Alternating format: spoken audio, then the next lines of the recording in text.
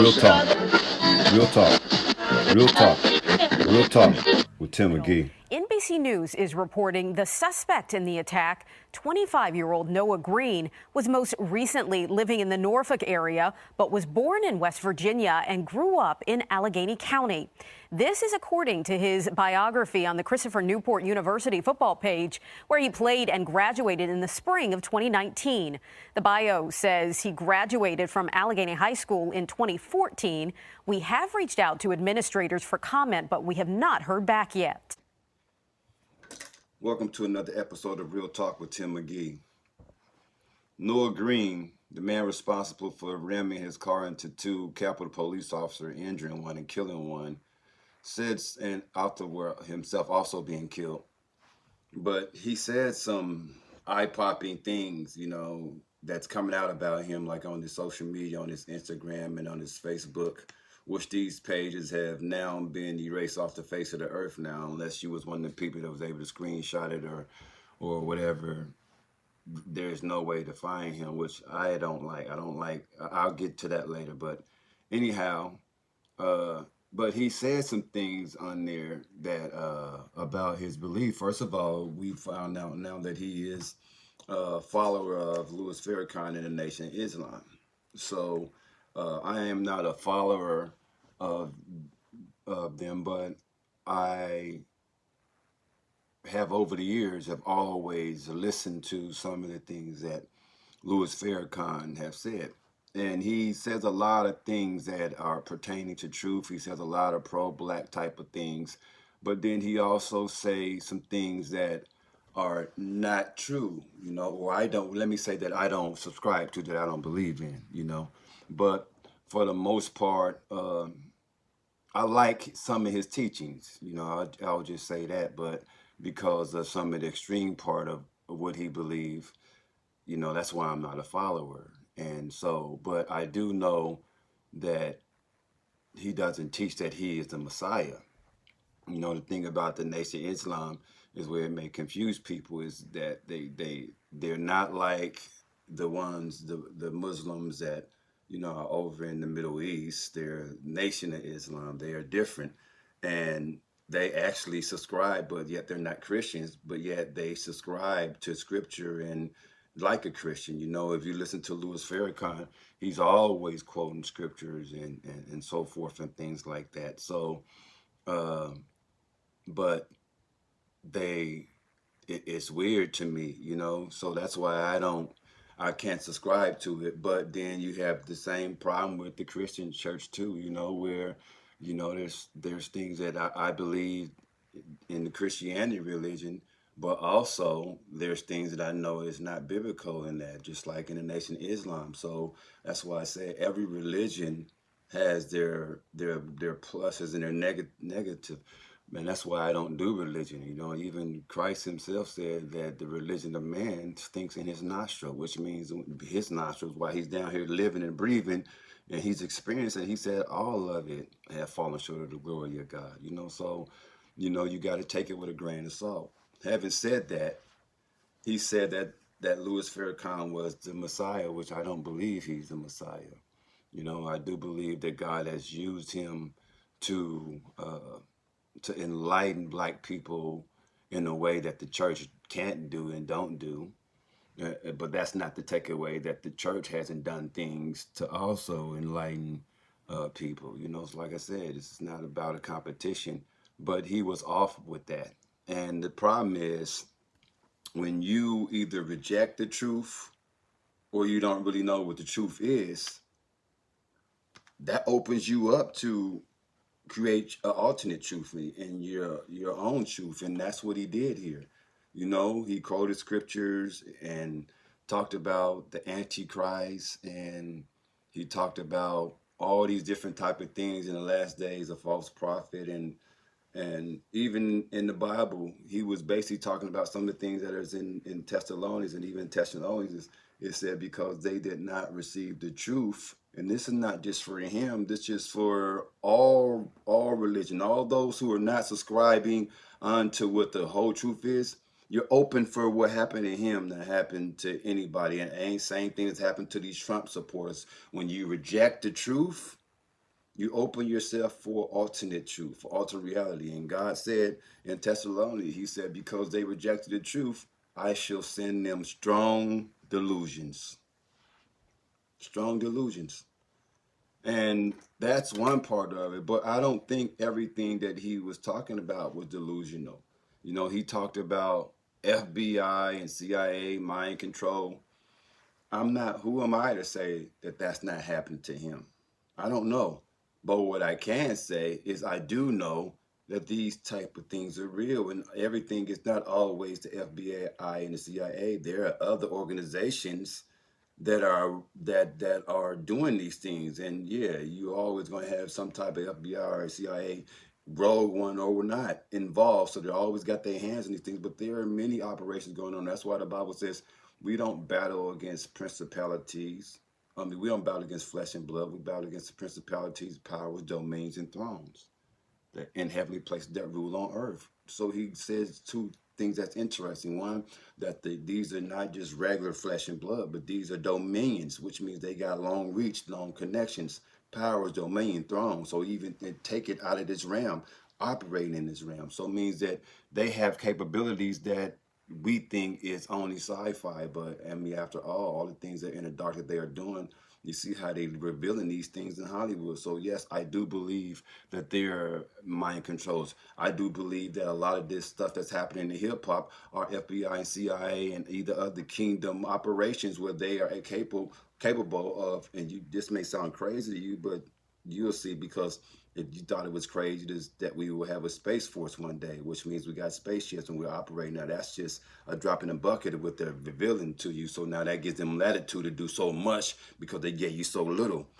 But they have capabilities of mind controlling. They have that's just higher level one-on-one. They have the capabilities of putting their spiritual energy and entering into other people, because there ain't nothing but an energy, a ball of light when you're in that out of that body form. That's how the ancients did it. They were able to enter into your body with a spirit. Even the Bible talks about how God, when he was talking about coming to earth, he told God to prepare a body for him, which means that's how the ancient, just like Christ did it, well, in the heavens, that they do it the same way. So if now we have that type of technology where now we can go up there and transfer energy into something else, that would be a military operation. It's not unheard of for them to do that shit, to come down here and possess people and have them do these crazy ass things like a video game, because they already done basically basically prepared themselves to be these type of things. Especially I feel like those in the street culture. It's like when you commit all the darkness, you're giving yourself over to darkness. There it is true, whether you build your fruits up on light or you do it on darkness. Whatever you build up, that's who's gonna have control of you. So when you die, that's the Father house you're going to. Whether you gave all your energy to darkness or you gave your energy to light, that's the Father house you're going to. You can't trick no way around that. The same token is that if you build your energy for darkness, darkness have access to control you, because you have willfully prepared your life as a soldier for them. So these same government operations that understand the secret of transferring spirits into other bodies, they know how to do this shit. Going to spiritual and soul portals. It ain't just physical portals you go through. There are soul portals and spiritual portals that you can operate through once you know the ancient things, and you can use that for military operation. They got shows about it, how all these shows, how people control mind, how you do assassination or have you do some stuff and then leave you there to pick up the pieces, and you get locked up and you don't even understand. And many people have said that they don't remember, or the CIA was controlling them, or what is this and that. So I won't say that part is delusional. Only he knows, and really only he knows if that was really his truth. But what I do know is those type of things exist, and I do know that a lot of that is what's going on also in hip hop, and also there's other things going on in hip hop with all these rappers being killed. Yes, and people in the streets. It's happening in our community because the powers that be are using our community like a video game. They always have, because it's like, that's another story. I'm gonna get into that another time. And so this guy felt that that all his troubles was because of the things the CIA and so forth has been behind, you know. And I can say that I know that they operate like that at times because of my background. I have been the subject of private investigation, them frequently watching me, you know, because I was on trial for shooting a police officer and considered one of the leaders of one of the ruthless and most powerful organizations in Seattle, you know, GD. So I know all the things that I had to go through as far as, you know, relocating and them.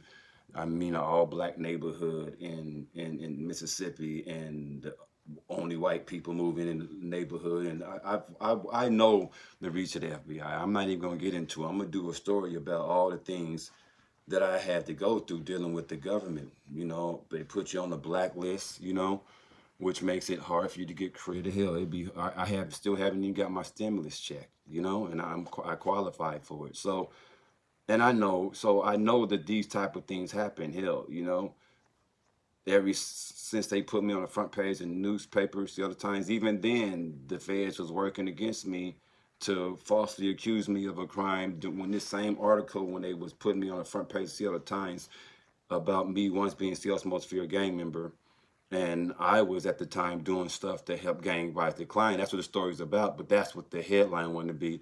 Even at that time, which we later found out, the feds was working to pop me for a crime I'm not gonna talk about, but I ended up having to go through that shit and get found not guilty. And eventually I just say, you know what, I'm getting the fuck up out of watching, because you can't be on trial and accused of shooting a police officer and then you get acquitted for that shit. You know, and then you get out and you only out 7 months and they send 20 undercover plain clothes Navy dudes that were on a Nimitz boat that just came back from Iraq, and I get into a confrontation with them. These niggas tried to assault me, and I end up shooting 3 of them, and 1 of them died. And I find out later that they're from the motherfucking Marine, you know. So all, and not to mention, I was involved in drugs, and I was in part of the biggest gang in Seattle. So all these reasons they put me on the motherfucking blacklist with the feds. In my life, they've been fucking with me for a very long time. To those who wonder why I just disappeared and went out of, because you can't do the things I do and speak the type of truth I speak and not be on their radar, and them not try everything they do in their little dirty book to try to fuck with you, which is why I dumbed it down like God told me to, humble myself and stayed out the way. That don't stop them from still fucking with you, you know? But it don't give them a reason to come as hard after you when you just sitting still. And so I do believe these type of things happen. What I don't agree with, I don't believe that by doing terroristic acts like just running your car into killing people, I don't believe in that, because I don't believe that even though there is a time for war and there is a time where God's people do have to fight, but man, the wrath of man does not work the righteousness of God. When God comes down to this level, he's not coming for a fist fight, because it's fruitless for God to come down here and fight as a man. That's no. The fighting is reserved for up there, the higher level where it matters. That's why he says, I destroyed their inventions, but I forgave their souls. So when man thinks that God coming down here to physically destroy shit, that's not what he's on when he come down here. That's like in the Bible when Peter said, should we call fire from heaven to come down the city? And he said, Satan, get the behind me. He's like, we not come to destroy the world, but to save the world. Meaning, he's coming to save his people and all those who call his name that need to be saved. And yes, those who are going to be judged, well, God already knew that he said, no, let them grow up together. He said, somebody planted these bad tares down here with the good wheat. Let them grow up together, lest you destroy the good wheat. Let them grow up together, and when harvest comes, separate them. That's a parable about let them grow up, all they little rich asses, getting all their secret bunkers and getting their spaceships, secret missions all up there, planning to leave us down. He said, yeah, let that kind get all up there with their, depending on all their power and their might. Let them get together, and we're going to meet them up there at the edge of the earth. We gonna destroy their motherfucking ass instead of getting the innocent people, because there's so many innocent people, different races down here with these outlaws that God is against. And they hide behind these corporations like the CIA, FBI, and so many other foreign countries. Russia, all of them is connected to all this dirty shit that's going on as these motherfuckers trying to do the biggest heist in the world and trying to rob God of all the ancient shit. Will a man rob God? So this is my thought on him. I don't believe and subscribe to a lot of what he believed, but when you tap into the spiritual realm, it can take you to different places. And it took him to a place, you know, of paranoia. And not only that, you see things that you're not supposed to see. So I'm not just going to count out everything that he says. But one thing I can say is that I know that uh, the Messiah is not Louis Farrakhan, but I do think that Louis Farrakhan is a great voice in God's hand, you know. But I also know that he doesn't always speak things according to what Scripture says, you know, as a lot of people. And so, with that being said, I can't subscribe to what this guy Noah Green believes on that part. But we are in the last days, and one thing he said, all the scriptures he said, that is still uh, applies. We're in the last days, man, you know, and you're going to see a lot of Antichrist rise, you know, and even though he may not thought he was, what he did was Antichrist-like. Means many Antichrists in the world doing many different things, but anything, energy that is against the true Christ is anti. Even while you're saying that you're for Christ. Hell, most of the people that are anti-Christ, many of them are going to be believers, because atheists are not going to rise up at one time to be against God. Atheists don't give a fuck. It's Christians that's going to rise up against the true coming of God, and they're going to be against it because they've been taught one thing all their lives, and that's where they get their boldness and faith is from. I know I was part of it, and when it comes, they going to think they're on the side of righteous, like those who, when they crucified Christ, the Bible said it was the people, his own kind, who thought that they were doing crucifying the devil, thought that they were doing the will of God because they had been trained up wrong. And my problem with the Christianity version, is particularly the black part of the church and the white part, is that if you are going to any religion that is not going to address the white supremacy that is in Christianity, how they're not telling you the truth about the blackness of Christ and his people, and then you sit up there and allow the theological schools and all these doctrines to not make that a big deal and try to, I got a problem with that, as do Christ, which is why Christ went into the temple and the religious places flipping over tables. So any religion that is in cahoots with the government and accepted by the government is not the truth.